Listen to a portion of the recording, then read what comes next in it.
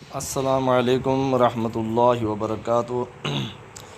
سامعین و ناظرین، آج میں آپ کو 10 محرم الحرام کو پیش آنے والے کچھ تاریخی واقعات بتانا چاہتا ہوں۔ تو سب سے پہلے یہ کہ 10 محرم الحرام کے دن حضرت سیدنا آدم علیہ السلام کی توبہ قبول کی گئی اور اسی دن انہیں پیدا کیا گیا، یعنی حضرت آدم علیہ السلام کو، اور 10 محرم الحرام کے دن ہی حضرت آدم علیہ السلام کو جنت میں داخل کیا گیا۔ اسی طرح 10 محرم الحرام کے دن حضرت سیدنا ابراہیم خلیل اللہ علیہ السلام پیدا ہوئے، اسی دن انہیں آگ سے نجات ملی۔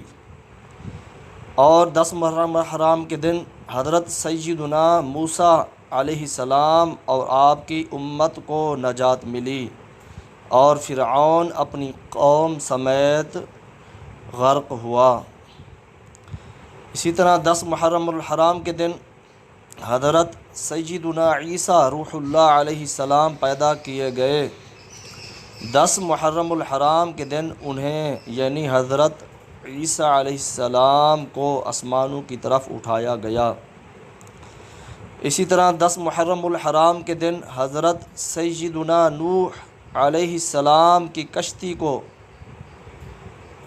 کوہ جودی پر ٹھہرایا گیا۔ اور 10 محرم الحرام کے دن حضرت سیدنا سلیمان علیہ السلام کو ملک عظیم عطا کیا گیا۔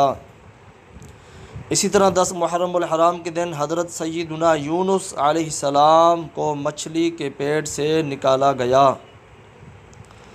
اسی طرح 10 محرم الحرام کے دن حضرت سیدنا یوسف علیہ السلام کو گہرے کنویں سے نکالا گیا۔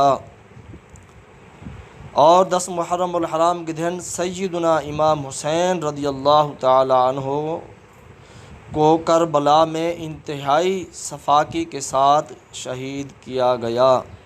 تو سامعین گرامی، 10 محرم الحرام کو یہ پیش آنے والے تاریخی کچھ واقعات تھے جو میں نے آپ کے سامنے بیان کیے۔